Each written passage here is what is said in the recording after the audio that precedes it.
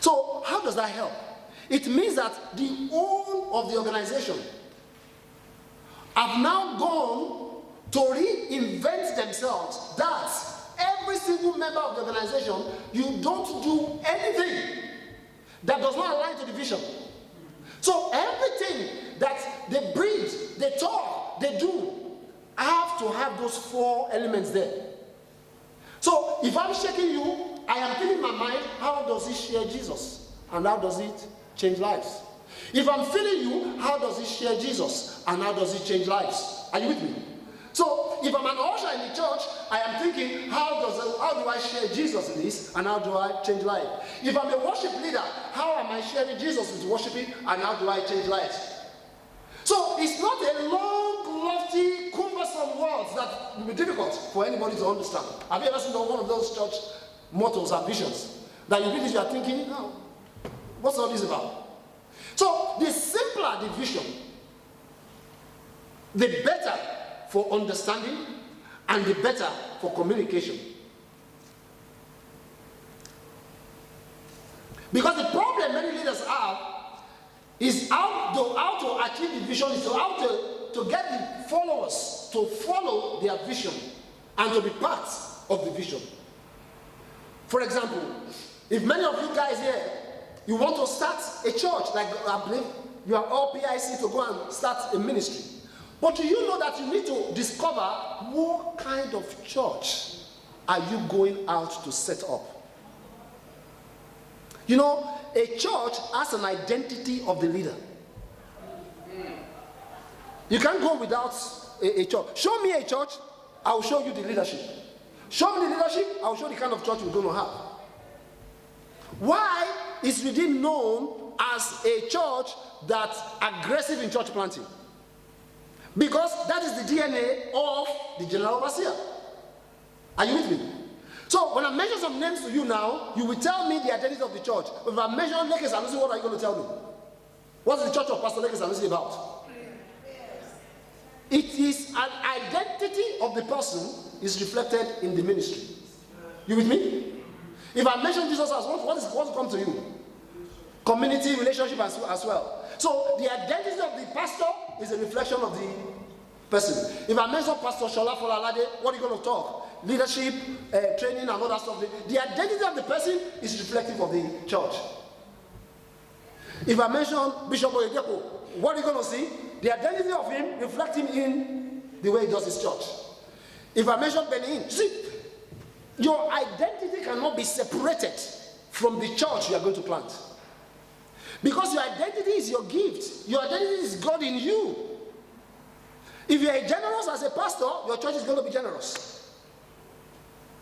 But is that gift that God has placed within you? So that's why for many of you, you have to think within yourself, what kind of church am I going to plant out? Is it a worshiping church? So that doesn't mean you don't do all the other bits of church. But what will church be known for? If you go to Darling Tech's, their church in Australia, Hillsong, and the Hillsong in London, what is the church known for? Worship. It's the identity of the leadership. Right? Some church, when you go there, you know, when I go here, is the word I'm going to hear. Nothing. The worship might not be great, but I'm going to hear the word. If you go to Joel Austin Church in Houston, Texas, what are you going to find? Joy, laughter, excitement, identity of the leader. So what you need to find out yourself is, what is it about me, identity, that is uniquely gifted by God? Because you cannot be everything. You are not called to be everything as a church. You were called based on the gift, identity, and then you work it. And you are known for that, and you are unique for that. Because if a church that wants to do everything, that end up to do nothing, if there's any English like that.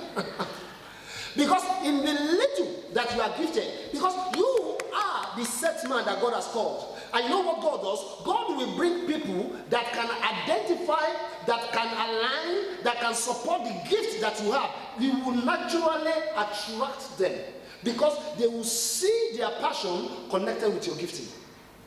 So you've got to understand what kind of church, what kind of vision does God, is he a witness in church? Because some church, they are just crazy about witnessing. Winning souls. We're all supposed to do that, but that is the passion that comes from the leadership. And it's contagious. So, am I called to be, if you go to Pastor Sunday Adedeji's church in Ukraine, you will know that this is a governmental church. Why? Because the first two rows of the church is all the government ministers, mayor, whatever, they sit down there. So God gave him an anointing to attract people in public place. So before they decide something in the cabinet, he tells all the ministers here, this is what you do. So the president doesn't have a choice. Right? So that is what God has called him to. So because you are favored and grace based on the gifting, which will now define your vision. Are you learning something? So once you get this vision now, that this is what I am gifted on, the next thing is how do you conceptualize, which is the main problem for me when I'm consulting for people. How do I turn what God has given to me into something? Because to crystallize it is the main issue. You know, you feel in your eyes, God has called me to do this, but I don't know how to figure it out. How do I get, I don't know. You know, and it just goes on. You know, number one, you need to begin by looking at your experiences, your exposures, your frustrations, and some of the things that has been internally revealed to you by God. You need to go back to what is your primary gift, because your vision is tied to your gift. Your vision is tied to your gift. And once you find that, go back into the Bible. How will there be anybody that have done this in the Bible? Find God's word that gives interpretation into this stuff. For me, many times what I do, I get a pen and a paper. I have so many scrapbook. So as the thing I'm feeling, I'm not sure. I'm just writing. Well, I can write about 10 pages of different things as it's just coming. But at the end of the day, you only need one page. But you know, the Spirit is just giving you, you're just sketching it. You know, this idea comes. You are just, you know, the thing is you are restless as God is bringing it onto you. And if possible, there are some people who are gifted specifically to listen to you and make you get to your vision. I don't know what I understand what I'm trying to say. Right? That's what I get paid for. Basically, I have that gift. That's what I get paid for. I need to listen to you. By the time I listen to you for 1 hour, I can help you navigate what exactly about you. Because I know some questions to ask. And I know some buttons to press. So we know we are going somewhere. So there are some people like that. And I've read about so many leaders who are doing great in the world today. They will tell you that there was a time when they don't know how to crystallize what God has given to them. I read one of the book of one famous speaker in America. And he said he asked to ask one of his people in church and said, listen, I'm trying because God has given me so, but I don't know. And the guy said, okay, just tell me. And the guy in the matter of 2 days helped him to navigate where he was, where he is, and where he needs to go. Because sometimes you need people who are gifted to help you paint and bring the sketches of what you don't understand. And that's why we need each other. So there are people like that who are gifted to do that. They are professionals that they will give you buzzwords. By the time they give you buzzword or give you acronym, it will then help you to internalize your vision. So it's a process that you keep impregnating it. You have to go through a pregnancy and you have to nurture it. And then walk within a scope. Because nobody can communicate your vision. You are the only one that can communicate it. Because that's what I tell people when I do consulting for them. I said, I will help you to conceptualize it. I will help you to put it in context. But I am not a visionary. If I stand in front of people, I'm going to be telling them what I don't believe. And I can't communicate for you. So for you as a visionary, You cannot get people to follow you, number one, if you don't know what the vision is. Number two, if you don't know how to put it in context and structure. And number three, if you don't know how to communicate it. Communicating of the vision is very important. Not wishy-washy. Because, like I said, I've listened to many of my pastors or leaders friends when I do consulting for them. And I'll just I'll sit with them and say, all right, communicate the vision to your leaders and let me hear. We've been in leadership meeting. And by the time they finish, after about 1 hour, they will come to me and say, what do I think? I said, you've just said nothing. You've just complicated the problem because you just said nothing. But he said, I said, I know, but you do not communicate well. And why don't you communicate well? You yourself, you know what you want to say, but you don't know how to say it. There's something to know what to say, and they know how to say it. That's why you need people to help you, oftentimes through sketches or map. Because sometimes vision is clearly presented when it is through 2020 vision. Sketches, maps, maybe something for others to see. Because to fulfill your calling, you must know how to share your vision. And you must be able to connect with the people you are sharing with in 4 ways. Number one, you must connect with them logically. What people don't believe, they don't buy into. Your first step is to gain credibility for the content you are giving to them. If you don't, you won't proceed further. You must be able to show and communicate a realistic understanding of the content that you are saying to them. Every time you share a vision, people in their mind, they are asking one question that you don't know. The question they are asking is, does your talk matches your passion? They are asking that question, but you don't know. You know, you stand here, you were talking and things like that. People are not only listening to what you say. You know, they said, most of the time, what you say is only 20% of what you communicate. But your passion, your body passion, the way you have it in you is 40% communication. So they believe your passion before they believe what you say. If they don't ask it loud, they are saying it to themselves. And they will still ask, they will keep asking themselves until they are convinced. And that's why you have to continue to put emphasis on positive values that comes from your vision. And then not to exclude the challenges that you are facing and that you are going to face. Number two, you must be clear about process. Because it's not good enough to say about seeing those who are beginners. I really want to be part of it because it's very difficult when you have moved on to change. It's easier at the early stage to guide you, don't do this, do that. Go this way, don't go this way. Connect with this person, don't connect with that person. And so that's me. I have a passion for it. So if you see us, and during network, that's one skill you have to learn as a pastor. During the tea break, network.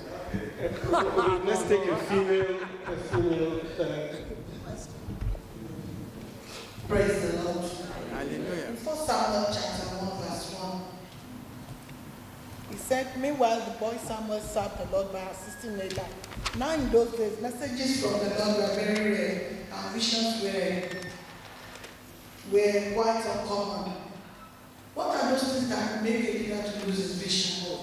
Because we learned that Eli lost his vision, and that was why God wasn't speaking to me.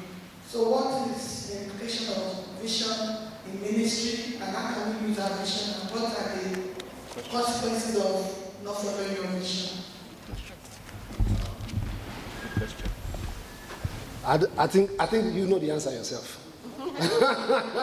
You're a leader, you know the answer yourself. In life, you must have seen people who lost their vision. You see, it's not that people lose purpose. What people don't do is that they don't discover purpose. Right?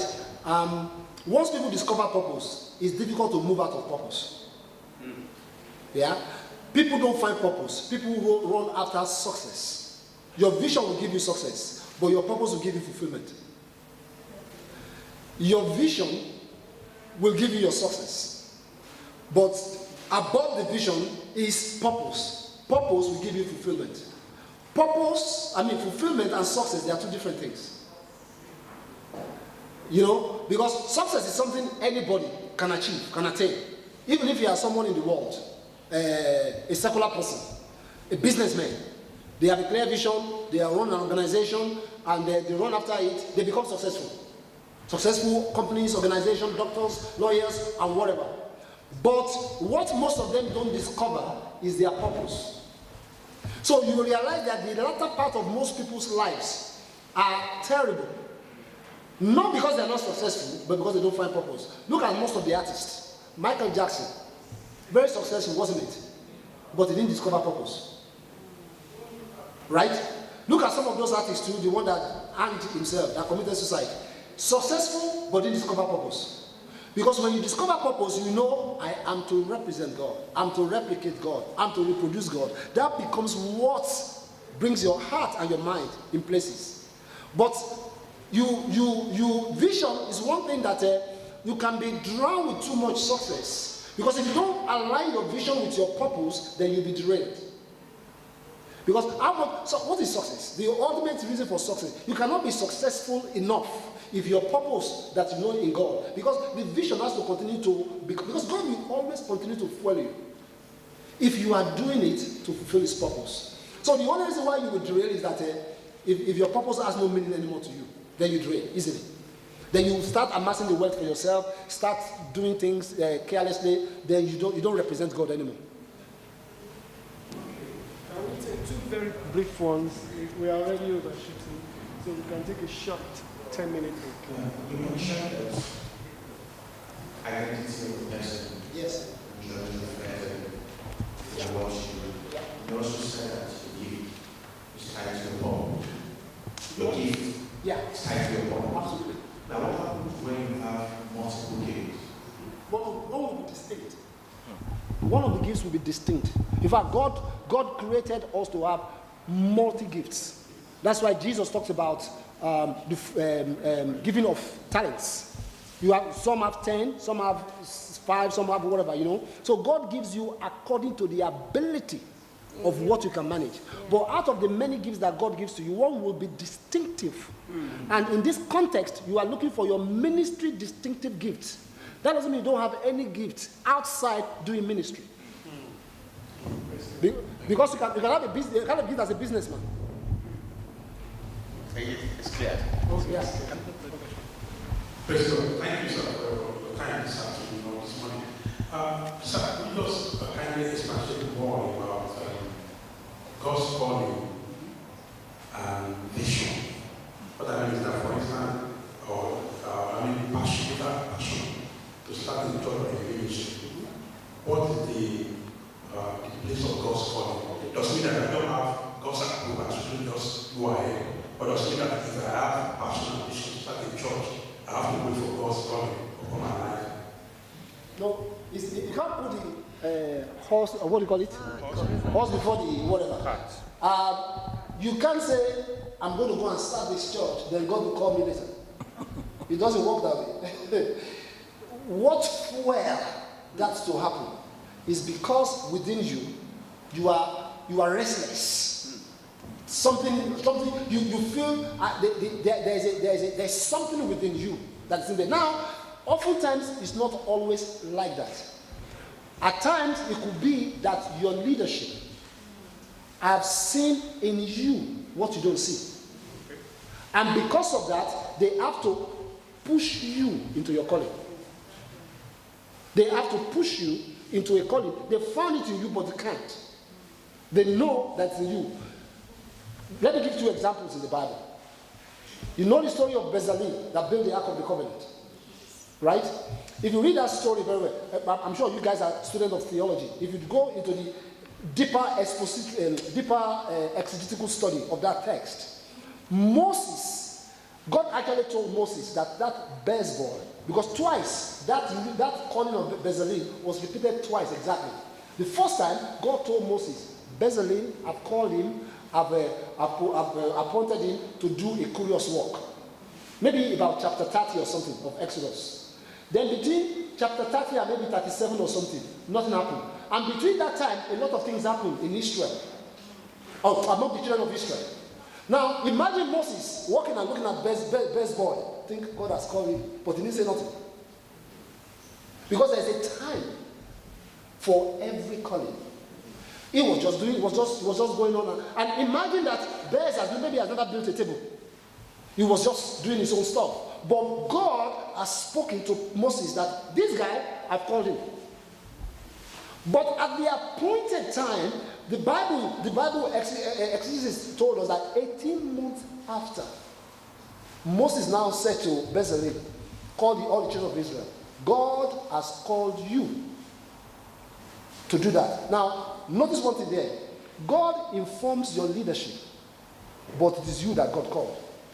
Let me unpack it a little bit. The calling is from God. The announcing is from your leadership. Your leader don't call you. They announce what God showed them. And they push you into your destiny.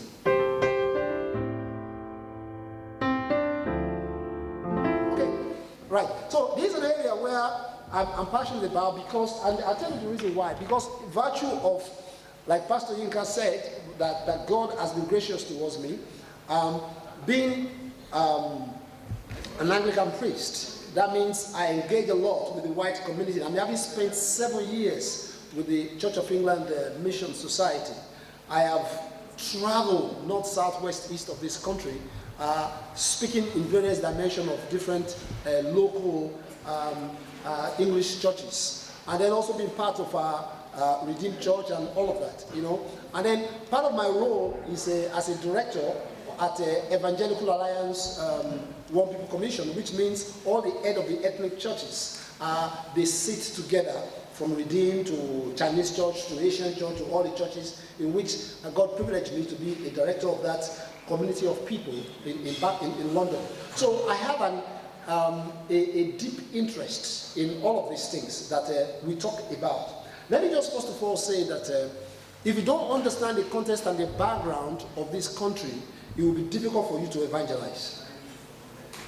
If you don't understand the context and the background. Now, what are those context and background of this country? Let me throw these two in, and it will, even if you don't hear anything, I want you to hear this, very important. For you to grow a church in this country, the next move of growing a church, of doing evangelism in this country, or evangelism that will grow a church in this country, you only need two things. One, you must mobilize your youth. Two, you must reach out to the indigent community. Those are the two things. If you want to become an expert in growing church and evangelism, be expert in those two things, your church will grow like crazy. One, forget about yourself. You're not going to do anything. Or the people in your church who are your age, ask them when was the last time they evangelized. Nobody knows. But your youth, they are your arsenal that you can release. Then two, the only thing you can learn is to learn the understanding of how to reach out into this community. Why did I say it is not you? Migration, of course, as you know, have gone deep down, correct? Right? Why did migration? Years ago, 10, 15 years ago, when we were in this country, it's very easy to grow any Redeemed church. All you need to do, come here, put a sign out, Redeemed Christian Church of God. In about a month's time, people will be in this place. But try it now. You will fast, you will pray, you will roll on the floor, nobody's coming in. Why? It's not because you are not praying or fasting, it's because the context and the content has changed. People have moved back into the country. They've shut the door of people migrating in here. And even those who are here, they can't stay too long before they start moving them out. And many people are still struggling between their migration papers and immigration papers and all that. Right? Then, number two, there is a massive proliferation of independent churches. So unlike before, where you have only Redeem or whatever, there are too many independent churches. So it's pick and choose. They are competing against each other massively. Right? So, and everybody is now fighting for the same people. Are you following me? Right? So if you are not growing, I'm just telling you parameters why you are not going. I like the dynamics of efficient